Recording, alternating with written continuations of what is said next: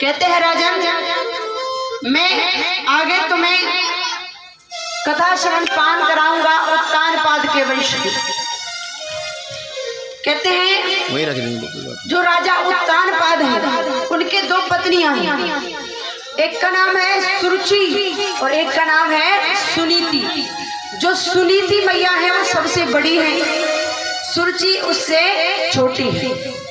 देखिए कहते हैं सुनीति का अर्थ यानी जो वेदों की नीति पर चले, जो भगवान की नीति पर चले, शास्त्रों की नीति पर चले, उसे कहते हैं सुनीति। जो माताएं भगवान के चरणों में अपनी ध्यान रखती हैं, वेदों के अनुसार चलती हैं, वो मैया है सुनीति।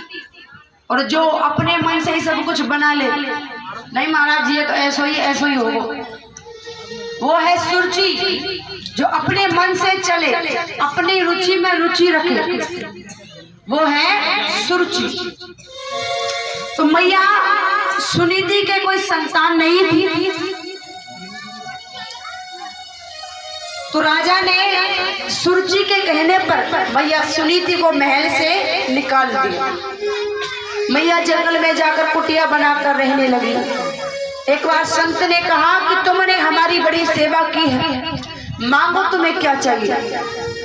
सुनीति कहती है कि प्रभु मुझे कुछ नहीं चाहिए, यदि आप देना ही चाहते हैं तो मेरी जो सौत है, मेरी जो छोटी बहन है, उसके कोई संतान नहीं है, आप उसे संतान प्राप्ति का वरदान दें।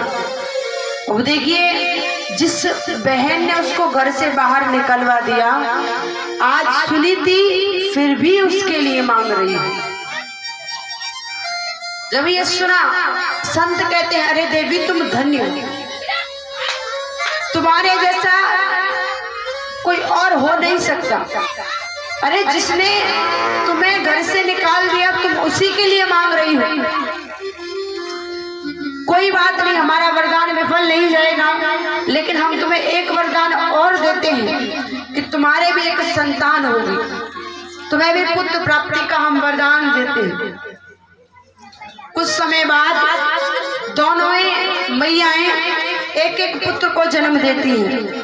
जो मैया सुनीति का पुत्र है उसका नाम रखा जाता है ध्रुव, और जो मैया सुरुचि का पुत्र है उसका नाम रखा जाता है उत्तम।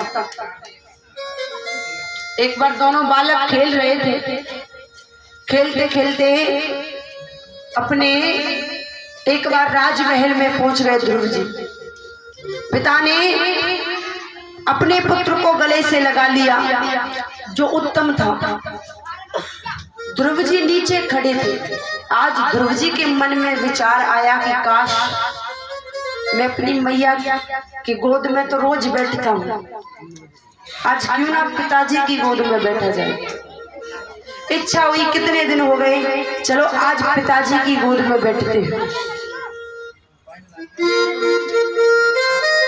अब ध्रुव जी जैसे ही पिताजी की गोद में बैठने के लिए तैयार हुए, राजा की भी इच्छा थी कि शायद मैं ध्रुव को आज अपनी गोद में बिठा लूं। लेकिन जैसे ही ध्रुव जी गोद में चढ़ने के लिए तैयार हुए, वहां पर सुरुचि आ गई।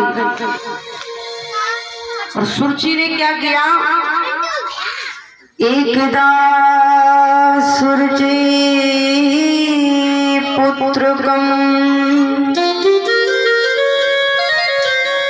कमारो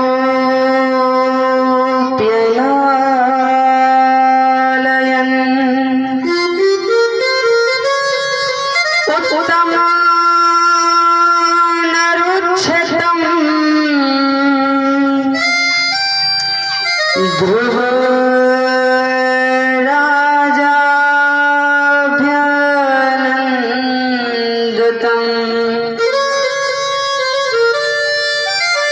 जैसे ही ध्रुव जी गोद में बैठने के लिए तैयार हो गए, सुरुचि ने आकर ध्रुव जी को धक्का दे दिया। ध्रुव जी नीचे गिर गए।